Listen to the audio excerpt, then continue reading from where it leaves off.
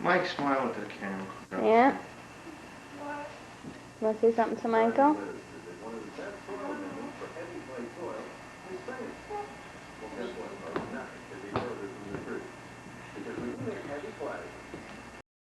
Look at Daddy now. You look very handsome, Michael. Thank you. Where'd you get the cross? A store.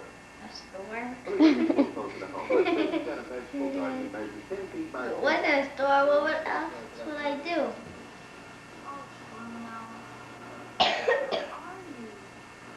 You might get a puppy. We are getting a puppy no matter what. And then say, this much dirt. You excited about the party? Mm-hmm. I wish it was now. Oh, and that bread tastes really bad. You'll have great soil to work with.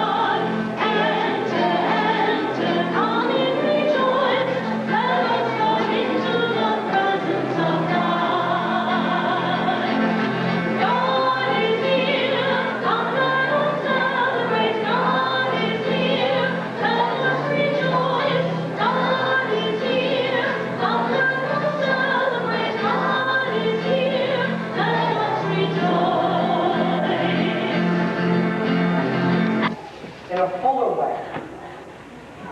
And even if we as grown-ups don't think that that's important, I have a feeling, and if you want to find out if I'm right, you can ask them, but I bet you these boys and girls think it's important.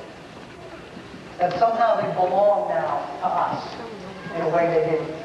And we belong to you in a way we didn't yesterday. We forget. The other piece of it, but in this God's life is like food for us. This is about being fed today. That's very simple. And then I love that because I love anything that's about being fed. Anything that has to do with food, I love. So today we're about welcoming our little ones, welcoming the future of our lives and our world to this place of belonging, to this place of prayer, and hope that it will be a nourishment for them and a place among other places in their lives where they can come to be fed and know that it's God that takes care of them. So what I'd like to do is invite all of you boys and girls that are going to be communing with us for the first time, that are coming to this table for this first time, I'd like you to come forward, all you boys. Tell you a story, right? And I cleaned the carpet myself, so moms, I don't want you thinking about it later. You can sit right down, there's plenty of room. You've got to scrunch up real close because those little mini wedding dress things take up so much room. I don't know what that's about. I guess if you guys don't get any bigger, you can use those again sometime.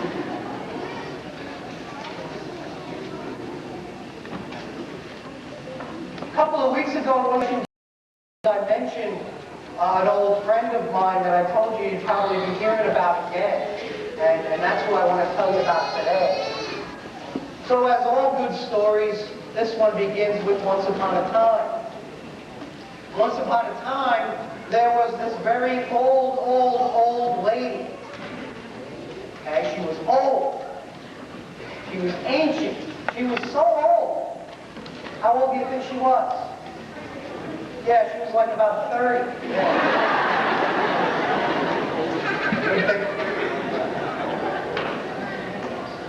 She was really old. She was 172 years old. That's old. And she was like all wrinkled, hunched over, and old. But she wasn't always that old. There was a time when she was a little girl just like one of you. And when she was that age, she kind of dreamed about what her life would be. And she dreamed about all the travels she would make, all the people she would meet. She dreamed about having a family of her own and creating life and sharing all the love that she had in her heart. And that's pretty much exactly what she did. For all those years, she traveled here, she traveled there. She had ups, she had downs. There were good times, there were bad times. There were hard times and there were joyful times. Just like everybody. And she had a long life filled with lots of stories and lots of people. But most of all, she identified her life and she loved her life because of the people in it and the people that she created. The lives that she created and the love that she gave. Because when you live to be that old, she had tons of family. She had a whole bunch of children. And their children had a whole bunch of children who had more children. And she had nephews and nieces and great-nephews and great-nieces and children, grandchildren, great-grandchildren, great-great-grandchildren, and great-great-great-grandchildren. And they were everywhere. Glenn Thomas Jacobson, Jillian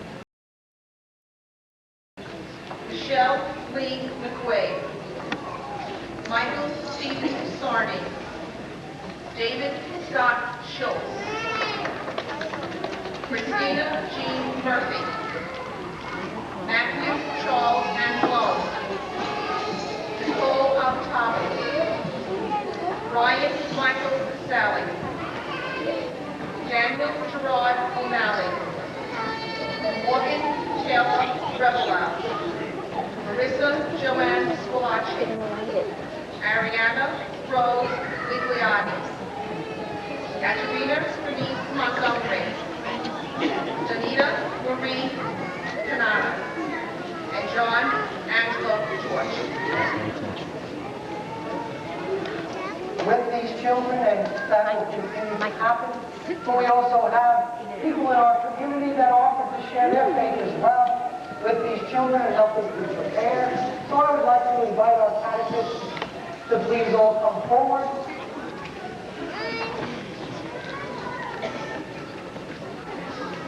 And as well as having our water as a reminder of our baptisms, the Paschal candle stand has a sign of... Getting big.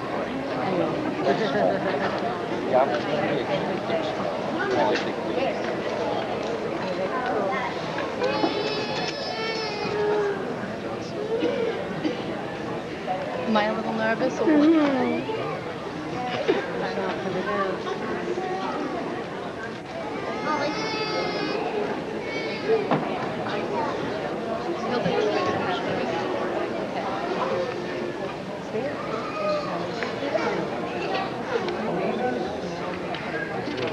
And throughout that journey of faith, there are moments when we celebrate God's presence and life in our lives. This celebration today is one of those that we celebrate all the time around this table. This reception of the Eucharist communion today is really a part of that baptismal journey. And we gather here to be reminded of that. All you boys and girls, when you were babies, when you were baptized, it was your parents and your sponsors that had to make a profession of faith for you. They said, this is what we believe. But today, because you're not babies anymore, we ask you the question. And we practice that summer response. And I know you guys can make lots of noise. I don't care how good your voice is. I want to hear you belt it out. You believe. Listen to the words I say. And if you believe these things, and I really think you do, then you can yell it out loud, I do believe, as we sing it together. Right? So I'm going to ask all of these boys and girls the same kind of questions that were asked of your families when you were brought into the church in the initiation of baptism.